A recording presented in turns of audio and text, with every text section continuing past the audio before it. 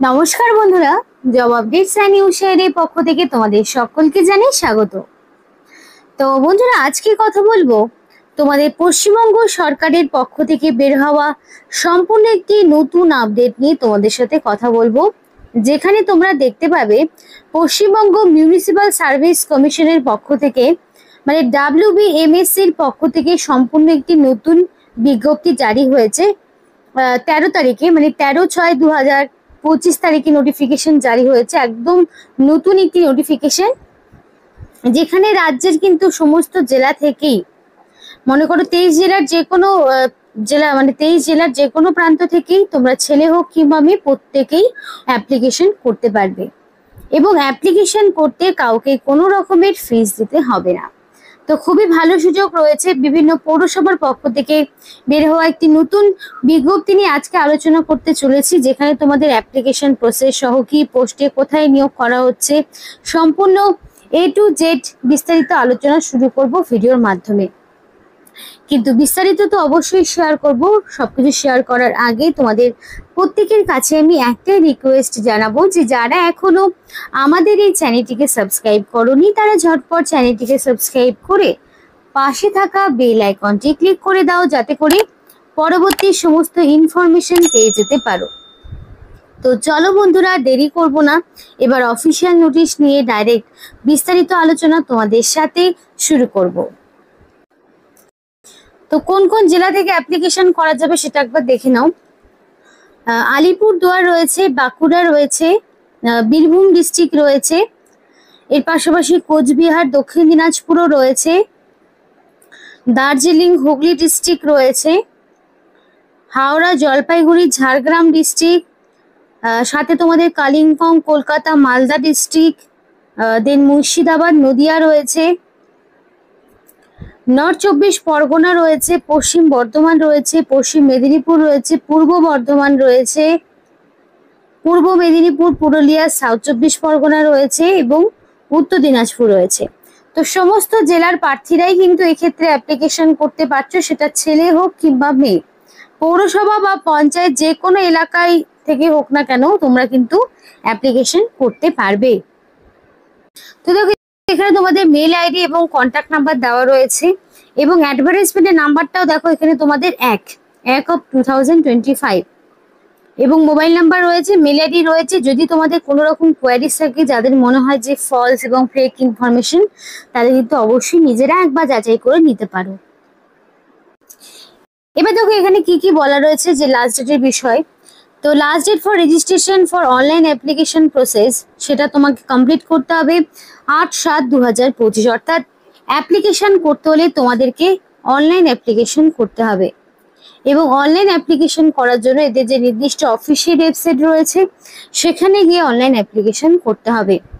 নির্দিষ্ট সময় রয়েছে, তোমাদের 8 জুলাইয়ের মধ্যে কমপ্লিট অ্যাপ্লিকেশন সাবমিট করতে হবে।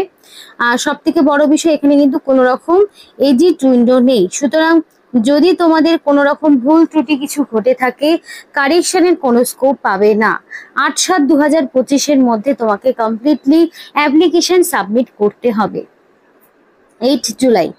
তো এখানে দেখো কিছু ইনফরমেশন রয়েছে, যে ইনস্ট্রাকশন টু দ্য অ্যাপ্লিকেন্ট কি বলছে, যে তোমাদের baggages, mobile phone, calculate, smart watch, এই সমস্তটা তোমাকে ইলেকট্রনিক্স বিভিন্ন ডিভাইসগুলো এক্সামিনেশন হলে নিয়ে যাওয়া যাবে না, এবং ভেন্যু থেকে শুরু করে তোমাদের কবে কি এক্সাম হবে সেই অফিসিয়াল সমস্ত যে ইনফরমেশনগুলো অফিসিয়াল ওয়েবসাইটেই পাবে।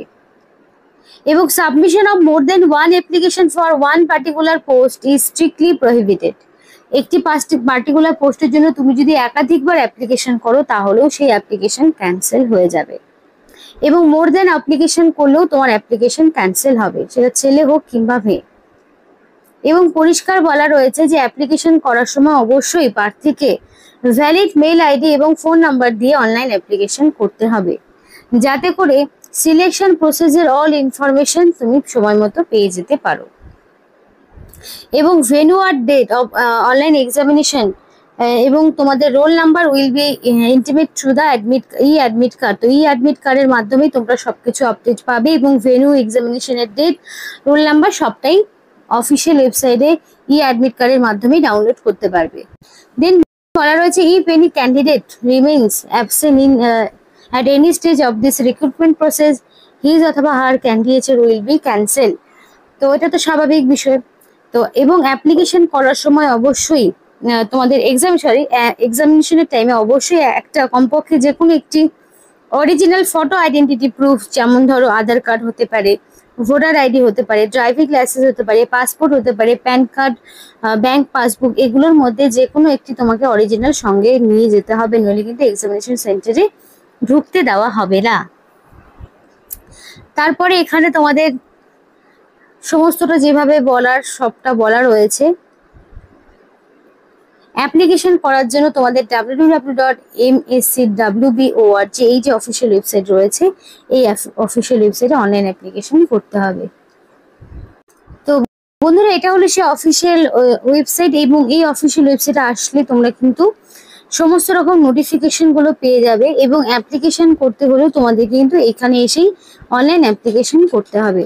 নোটিফিকেশন গুলো সম্পূর্ণই দেওয়া থাকবে, ভিউ মোর অপশনে ক্লিক করলেই তোমরা কিন্তু নোটিফিকেশন গুলো ডাউনলোড করতে পারবে। যা যা রিক্রুটমেন্ট হচ্ছে সেই সমস্ত ইম্পর্টেন্ট অ্যানাউন্সমেন্ট গুলো কিন্তু এখানেই থাকে।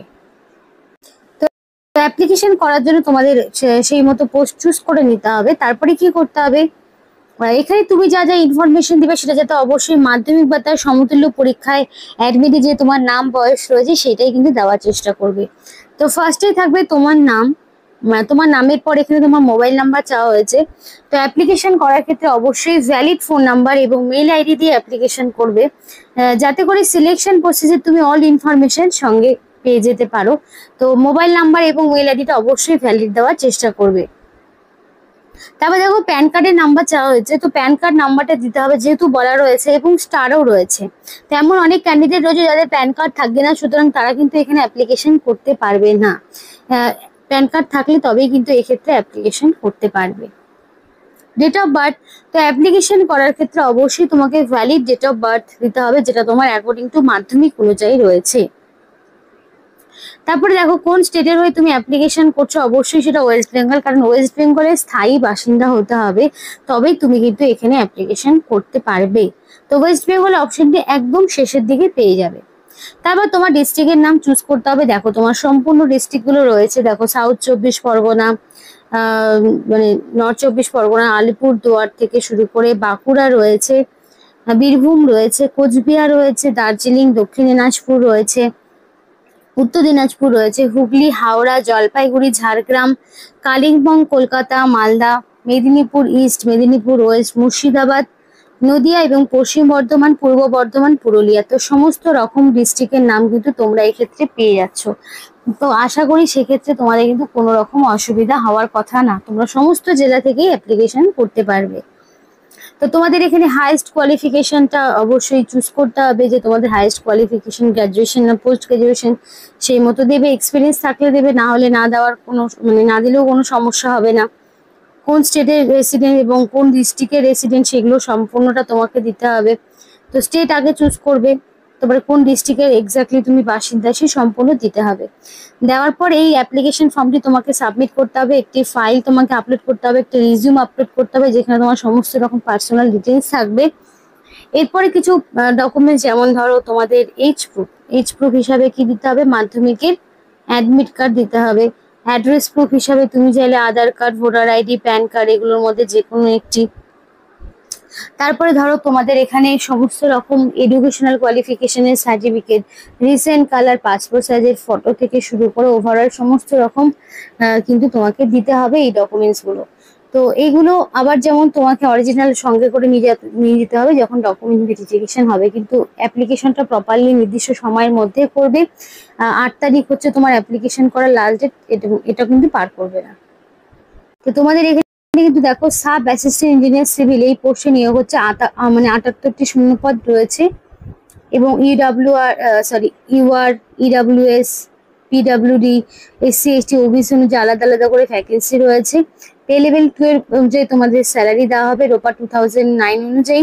তো বেতনের কাঠামো কিন্তু খুব ভালো রয়েছে, এবং এই পোস্টের জন্য অ্যাপ্লিকেশন করতে গেলে তোমার ডিপ্লোমা সার্টিফিকেট লাগবে in civil engineering from any state council for engineering and technical এডুকেশনের পক্ষ থেকে তোমার সিভিল ইঞ্জিনিয়ারিং এর ডিগ্রি লাগবে, এবং তোমার বয়সটা ম্যাক্সিমাম যেটা রয়েছে সেটা হচ্ছে 37 বছর, এটা নট মানে এজ নট মোর দেন 37 বছর, সেটা অবশ্যই 1 জানুয়ারি 2025। তো মিনিমাম 18 থেকে ম্যাক্সিমাম 37-এর মধ্যে তোমার বয়স হতে হবে। 18 বছরের একদিন কম হলেও যেমন হবে না, 37 বছরের একদিন বেশি হলেও তুমি এখানে অ্যাপ্লিকেশন করতে পারবে না।